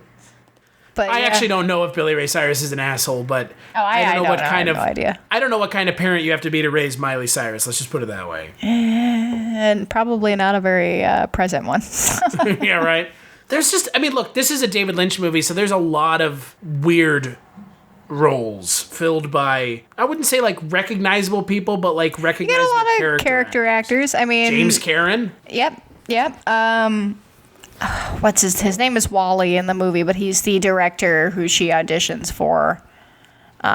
James Karen. Yeah, James Karen. Yeah. Mark Pellegrino, aka the Devil. Yeah. And or I guess Rita's boyfriend from Dexter is what I knew him as before the Devil in Supernatural. Right. That's true. He was Rita's boyfriend. He sure was. Lucifer. You know what? His whole, I will say that this is David Lynch's both his sexiest movie and also probably his funniest. It's very genre bending. There's a lot of really humorous things that happen in this movie. I mean, the whole botched hitman sequence with, what's his name? Lucifer. Mark Pellegrino. Yes. Which, by the way, great name. Yeah, Mark Pellegrino. And he, shoots one guy, and in the middle of trying to make it look like a suicide, he accidentally, shoots through the wall and shoots somebody else. And his reaction to it is just, oh, man, God damn it. But then it turns out in real life that he's not a bumbling idiot at all. No, he's an expert hitman. In going back to the dream thing, that's, her sort of man, I wish I would have hired the bumbling idiot who couldn't have fulfilled the hit because now I regret it, but I hired one who is, an expert. I think one of my favorite things in the movie, that really shows you the kind of the dichotomy between the dream and the reality is that scene where she goes, "What does the key open?" And he stops short of saying, "Bitch, it doesn't open anything. It is literally to show you that she is dead." Yep. And he just goes, and then leaves. And it's the naivete of the character in reality, then transplanted into the dream that you see before reality is shockingly gross amounts of naivete. Oh, yeah. And I mean, to the point of just if you're actually this way, you're a complete loss. Right. Well, I mean, it's showed when she gets off the airplane, when she's coming down the escalator in the airport and she's just all smiles, and then they do that strange, weird ADR dubbing with her voice that kind of makes it seem, like an old movie, her about to go start her new career, and she's just, it's plucky, and it's because it's the exact opposite of what she is in real life. So, how did you interpret the finale of the film? Well, she killed herself. Okay, just making sure that we're that's not a open for I mean, it could be open for interpretation, and I'm not telling someone this is open and closed, right. But David Lynch would never let you do that. Which, you know what? Honest to God, kudos to the man. Because someone going your interpretation of my film is wrong, man, you're a fucking buzzkill, aren't you? Right. I gotta give but then also not giving you answers. Yeah. Well, but look, that's okay. I'm okay with someone not giving answers more than someone who just says, all right, wholesale, here's everything. I'm fine with not giving answers. It is entirely justifiable that in certain movies, things need to be answered. If you're making a certain type of movie and you set up certain things, then you have to have payoff and you have to have answers to those. But not everything. And if you are making a different type of movie that's not, that's exploring much more broad themes and more, existential themes, then there doesn't need to be answers. And making concrete answers does sort of stifle the conversation and stifle the thought process and analytical process of it. But no, I think that at the end, she's woken up from her dream and she's still haunted by it and she's still, devastated by it. And I think that, she just kills herself, and that's it. And that's bleak, but to quote Goodfellas, and that's dead.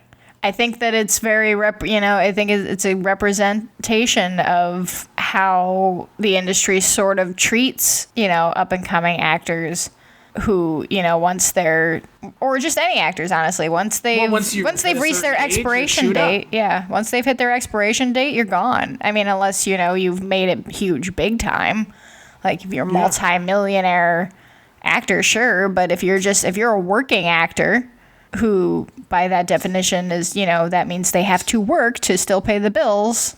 They're not making that sweet. Yeah, they're not making 2 movies a year and being like, okay, I'm good. I can make all that MCU or Star Wars or Friends or Seinfeld money. Yeah, insert IP here. Yeah, it's you'll notice that Matthew Perry and David Schwimmer don't really have to do much anymore. I wonder why. No, and I mean, well, or Lisa Kudrow or any of them. No, Jennifer Aniston still does stuff, though, but nothing good. Boy, isn't that unfortunate? Michael Richards, on the other hand, solidly staying away from anything, especially stages at the comedy clubs. Yeah. God. Yeah.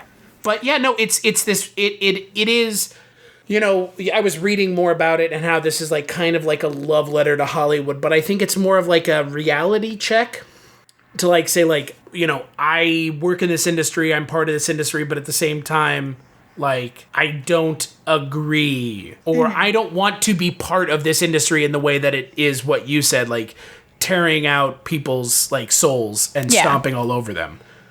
Like, and that scene when they're at the party at the end and they're like laughing in her face is just it's awful. It's awful. That's the scene that makes her put out the hit. Like, that's that's when, you know, Rita or, you know, Camilla at this point is like, nah, I don't need you anymore. I'm hooking up with the director and also this other lady. So, bye. And it's just, it's so sad and it's heartbreaking and it's just, I mean, I don't condone putting out hits on people, but I understand why. Kind of deserved it. Kind of sort of deserved it. And you know what? I think it's kind of unfortunate that Dave... I mean, look, and this is, you know, this is something that we will undoubtedly talk about on the next podcast when we're talking about the best of the year, the best things we watched last year, regardless of whether or not they came out in 2019. It is unfortunate that this movie didn't get, you know, the quote-unquote praise from the industry in regards to the awards. Because I think it's, you know, really fucking good. Oh, yeah. I mean... And he just got nominated for Best Director, and that's it. Like, that's it. Yeah. I mean, and honestly, that was probably just we're going to give this to you knowing that we're not going to give you an Oscar. Considering how the movie that won... Well, won in 2000. You're gonna be so upset. I'll give you a hint. It's definitely a film based on the life of a real person, directed by Ron Howard. Was it Ray or Walk the Line? I don't remember. A Beautiful Mind. Ow. Not only did it win Best Director, it also won Best Picture, which, by the way, as much as I hate the Oscars, which I do, and like you, we were talking about this again off podcast, I was a fan of the Oscars because it was like, oh, it's so cool, it's like the movie thing, and now I'm like, yeah, it's so dumb because it's the movie thing. Like, it's not representative of people who actually like movies. It's representative of like it's when you get to the point where you realize everything is a club. It's a popularity and they're contest. all just giving each other awards over and over and over again. Then you realize, oh, this isn't actually about movies at all. You say awards, I say hand jobs. They're jerking each other off. Oh yeah, absolutely. It's just a big circle jerk. Like, the Oscars are a circle jerk, and also they're not really representative of what good film is, because The Green Book. Green Room is a great movie. Green Room is a good movie. Green Book, on the other hand, not so much. Yeah, this was the year where Ron Howard was nominated along with, get this nonsense, Ridley Scott, Robert Altman, Peter Jackson, and David Lynch. Wow.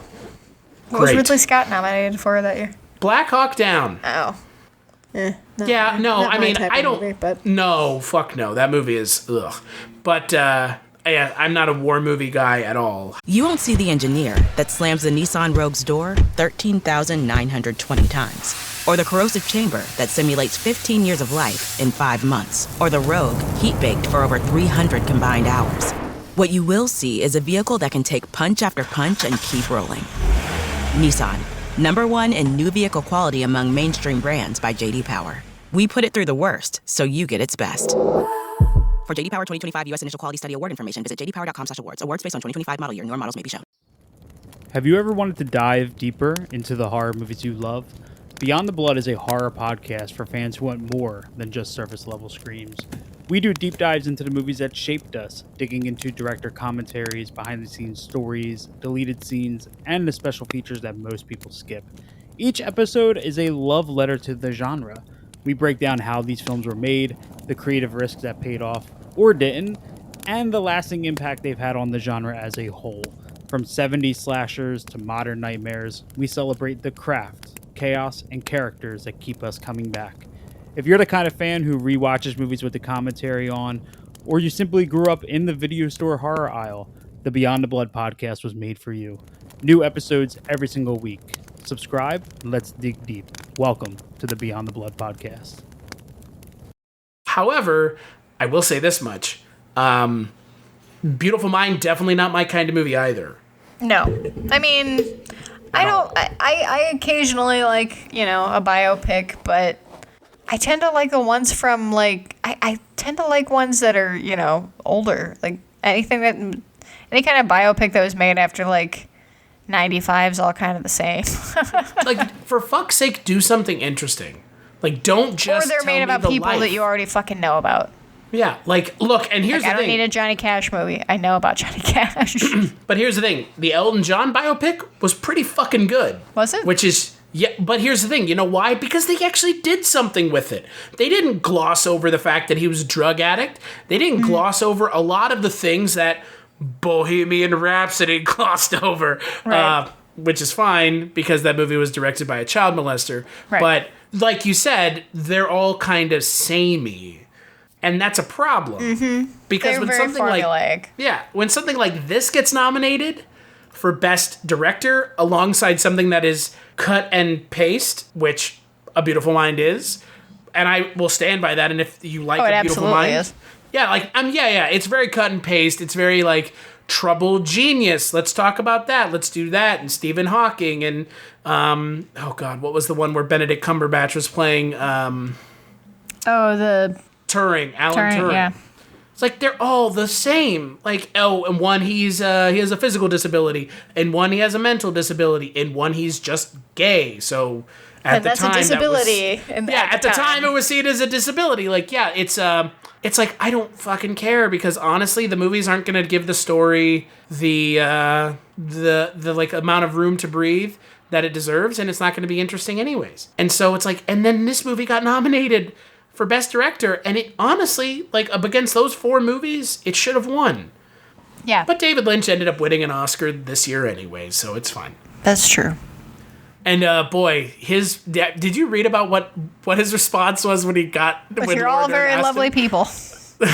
No, that was even better than that. He says, and I quote, "We're just," he says, "tidbit," which is what he calls Laura Dern, which is fantastic, That's by adorable. the way. He says, yeah, right. He says that the movies are not, quote, not our ideas. We're just lucky if we catch them. And like, holy shit, that's David Lynch. Yep.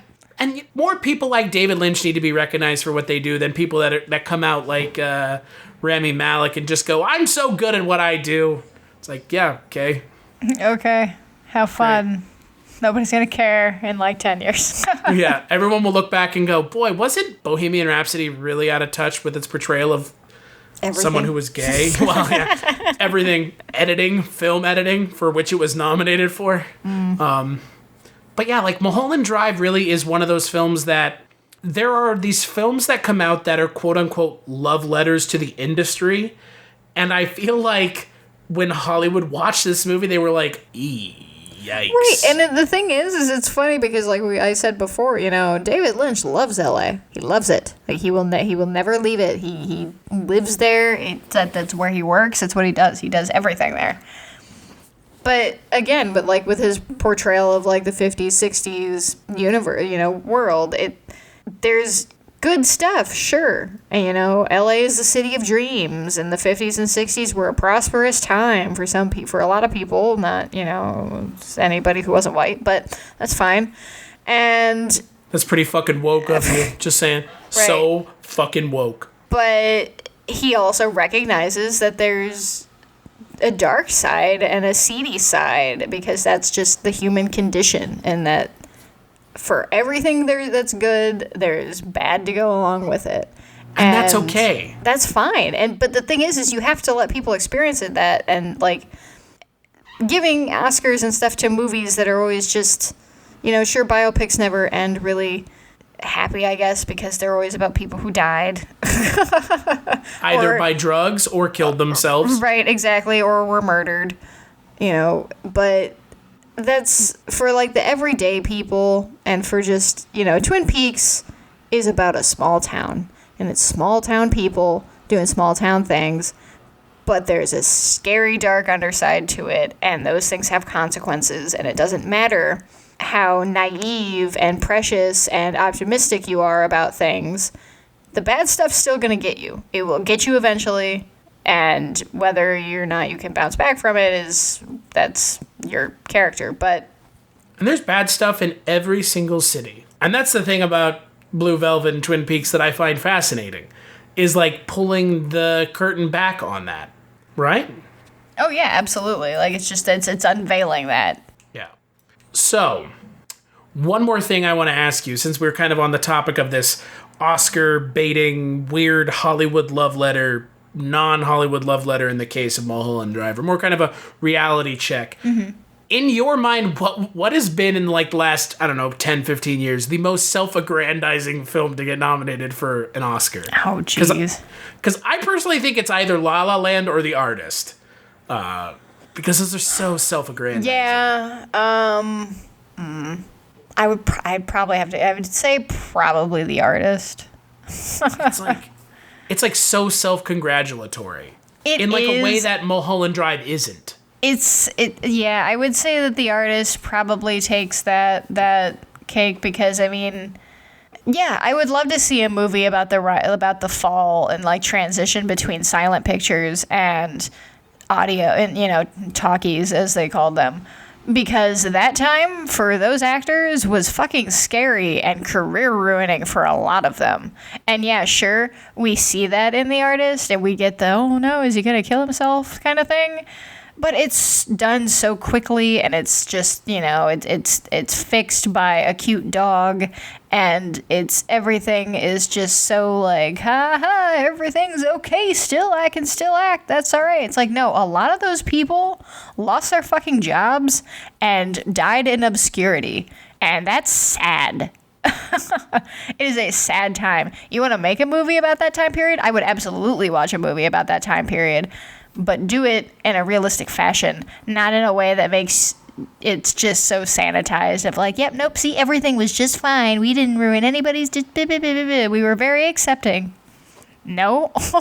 They all transitioned happily. The end. Right. Like, no, fuck you. That's not it. It's not. So is there anything about this movie that you didn't like? There has to be. You mean, it wasn't anything like I outright didn't like. Mm-hmm. I think that, and I'm sure this is probably something you had an issue with the film, and you could apply this to David Lynch just in general. It's a rather drab film. It is, yeah. But, that's just kind of David Lynch, That's my problem across the board with David Lynch stuff, aside from Blue Velvet, which is probably why it's my favorite, is that everything, the color palette of these movies are so bland and drab. It's yellows and browns and tans and beiges and blacks, and it's just... Lost Highway is... I know that I talked about that in the podcast on Lost Highway, is that it's just an unpleasant, ugly-looking movie because of that color choice. And that is... I don't know. That's his aesthetic. I mean, it's not my personal aesthetic, and I like that he brightens things up more. You get those crisp whites and greens and blues and Blue Velvet, and I like that. I like a lot of color in my movies, although I am a huge fan of black and white movies, but there's a difference between something knowingly being black and white and then something like this just being devoid of color entirely. Right. Which is a choice. And also, I guess, kind of representative of LA. Sure. LA's not the most colorful city I've ever been to. Everything is pretty boxy and white and brown. Yeah. It depends. I mean, I will say that, saying that Lost Highway is drab, this movie is equally as drab, right? Agreed, yeah. And I mean, Twin Peaks does too, but Twin Peaks, I think it works because it's set in that foresty setting. Where you want those, where you want those Pacific Northwest is drab. Yeah, you want that dreary sky and the browns and dark greens of the trees and everything, and the lodge and everything. That it works, but in this movie and in Lost Highway, I'm just like, can we do something else? But I would say that is my biggest thing that I would have liked to see a little bit more color. I guess if we're talking story-wise, I am less interested in the mob part of this movie. Specifically, I don't know, the whole Justin Theroux and his dealings with the mob and all of that just kind of, I think, takes some of the momentum out of the movie. I think sometimes, we're there and we're dealing, especially, when we're with the man from the other place in Twin Peaks, who is the dancing man.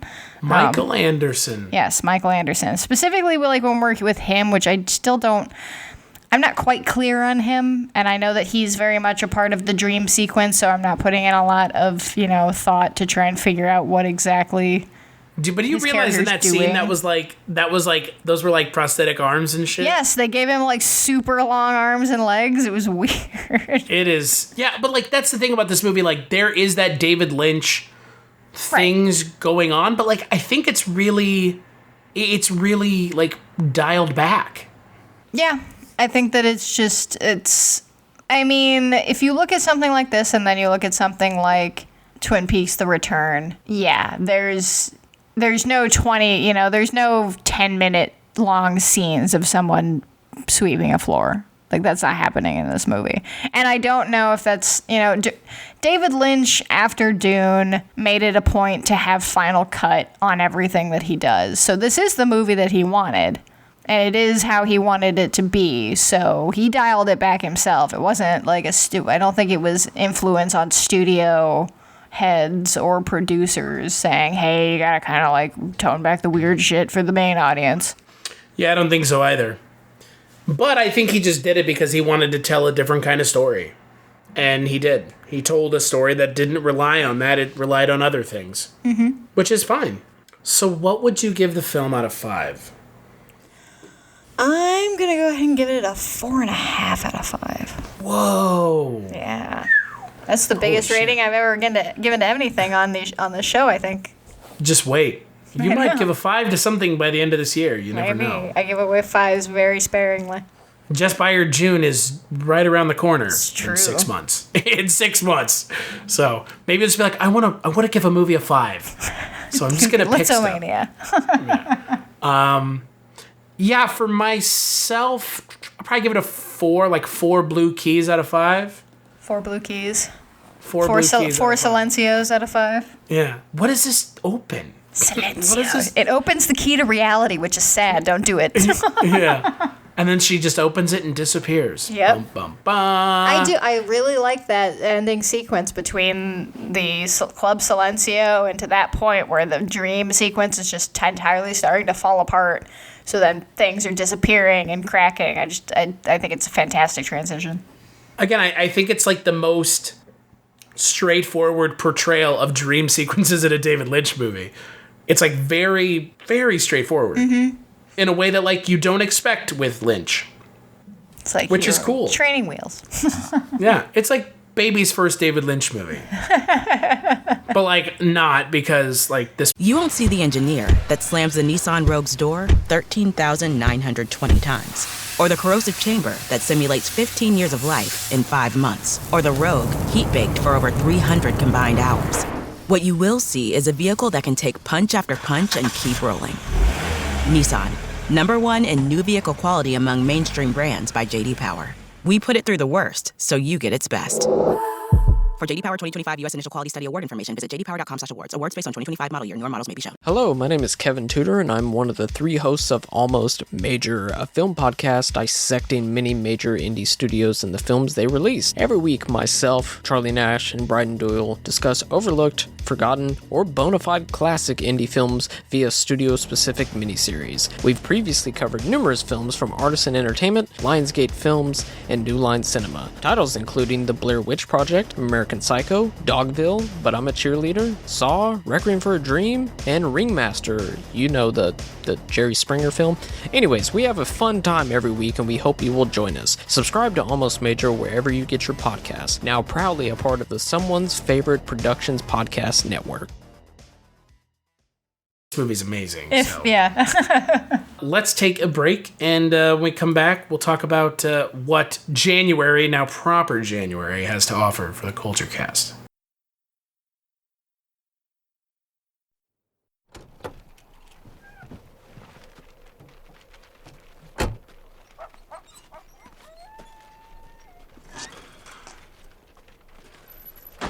Hi. Help you, mister? Have you got a telephone? Out and back. This way? Something for your car? Well, you can put what ethyl you can get in the tank. All righty.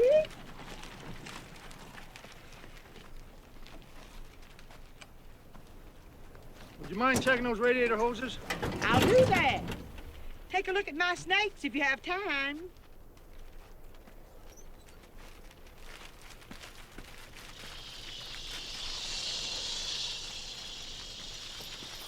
Weird place for a telephone booth.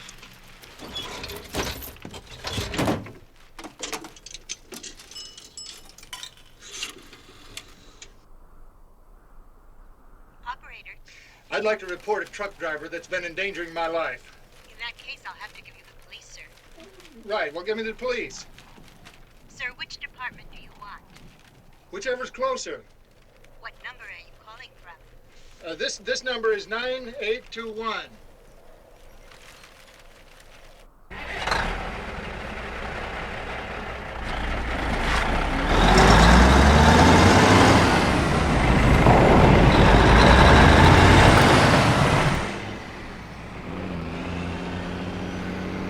What's your name, sir? David Mann. How do you spell that, please? M-A-N-N, that's 2 N's. I'd like to report a truck driver that's been endangering my life. David Mann. That's right. January, we were going to be kicking off another director's filmography, but this time, not the filmography as a whole, because honest to God, Jess, what could we say that people haven't already said about E.T. or Jaws? They're good. I can say that I don't like E.T. Yeah, I was going to say, they're good or they're overrated at best. We are going to be talking about Spielberg's B-sides. And we're going to start that by taking a look at Duel. I want to say Dune. Dune. We're doing Dune every month from now on.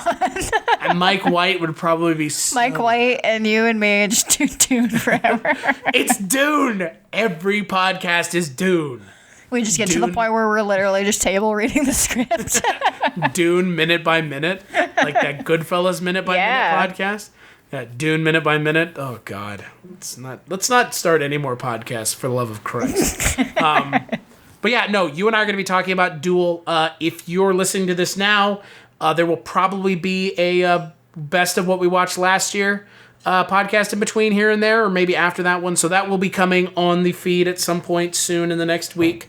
But yeah, you and I will be talking about Duel, a film that I have never seen. Oh, okay. But it's pretty much just Jaws, but with a car, right? A truck, but yes. Yeah, car. Sorry, trucker Jess. There is a movie called The Car, if you would like to watch that. It has James Brolin in it. I don't, but I'd rather watch Duel, otherwise known as Dune, but said incorrectly. So throughout next month, we're actually going to be covering some films that maybe you didn't know Steven Spielberg did. Maybe you've never Steven Spielberg would like to forget that he did. Yeah, so we're going to be talking on that episode. Which one is that? Which one is that? Bugsy Malone. That is not a Steven Spielberg. It's not. Film. No. No, that is actually, God, you just let the cat out of the bag big time. That's okay. So February, we're going to be talking about musicals. But if that were directed by Steven Spielberg, people would probably know about it. I swear. Who's it directed by? Alan Parker. That means nothing to me. Jess Byard, film fan. I totally forgot. Apparently not film fan enough. Alan Parker. Evita. Director of films as Birdie, The Wall, Evita. Oh, The Wall, yeah. Angela's Ashes, Mississippi Burning. I like a lot of those movies. Angel Heart. I'm bad with names. I love when people say, I don't know actors' names. Oh my God. Yeah, it's hard to learn names. I'm not saying you, but I've heard people be like, what's that guy's name in that movie? I'm like, oh my God. Actors I can remember more, but for some reason it's hard for me to, directors, old white male directors all just kind of blend in together. That's pretty woke of you right there. Old white male directors, might I add. Yeah, so January we're going to be name me an old white female director. Catherine Bigelow. You got one. That's one more than you thought I could name. Is she old? What's old? She's Hollywood. She's Hollywood old. How's that? Okay, that's fair. If we're still on Mulholland Drive, she's Hollywood old.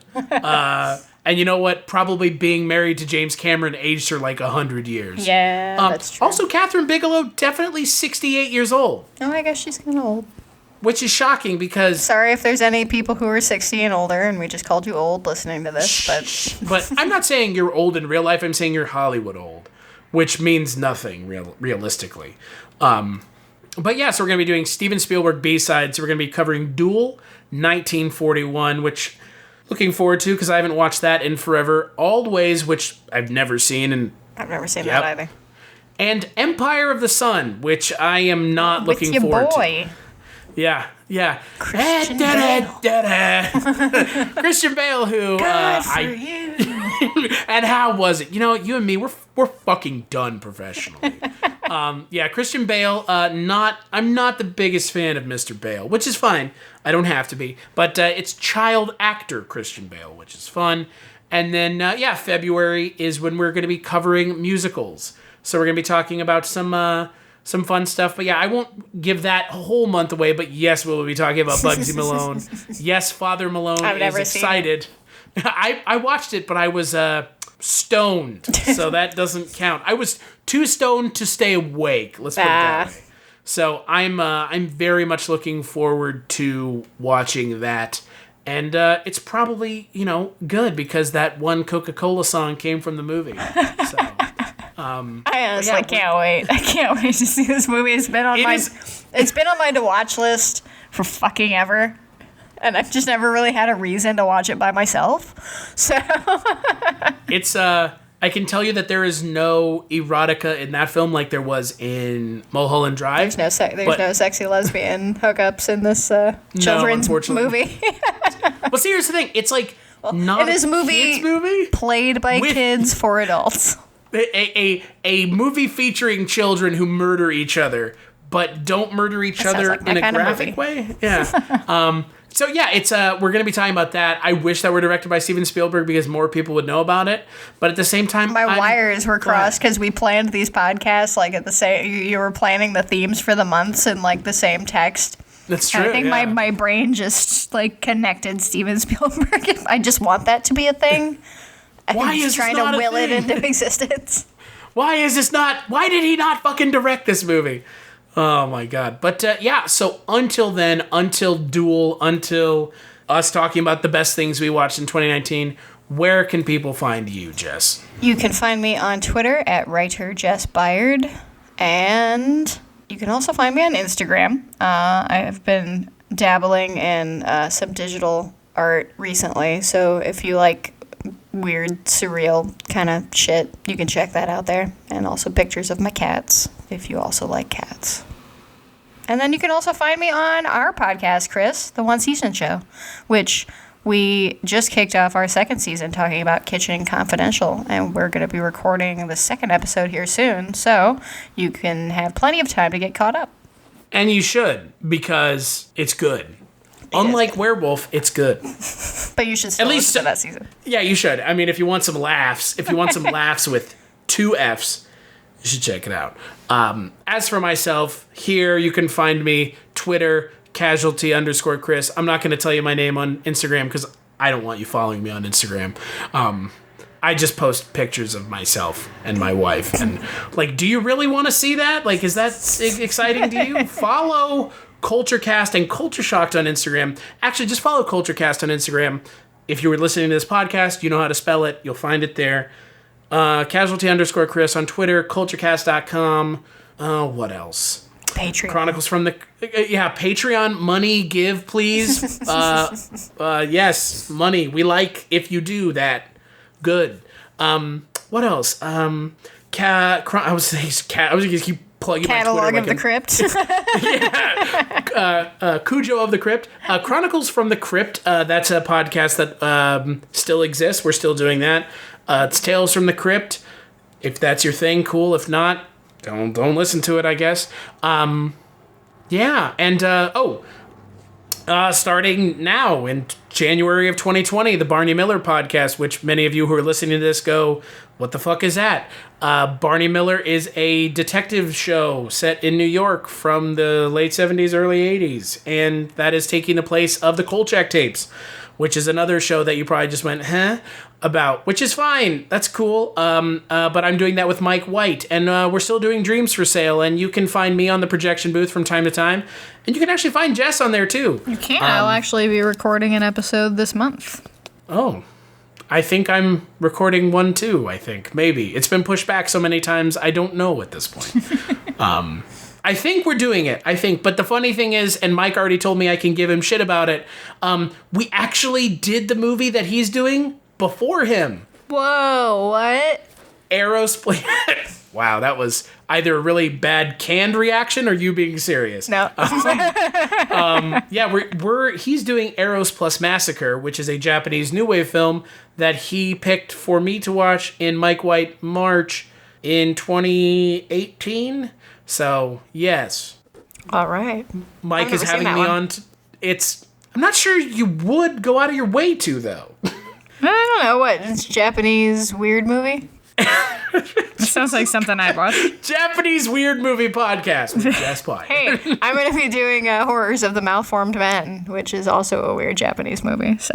Yeah, no, Eros Plus Massacre is a Japanese new wave film that is very weird, but not like in a Tetsuo the Iron Man way, just like in a kind of like a David Lynch weird way. So well, now I definitely it's will interesting. Watch it. Yeah, and you know, we already did a podcast on it, so go and listen to our podcast, and then listen to Mike's podcast, and check out Jess on the projection booth, and hear more often. And welcome to 2020. The nightmare is still real. We're still living in it, and keep listening to this podcast because it's probably a mild reprieve from the day-to-day nightmare called life. And make sure to check out the next episode. Silencio.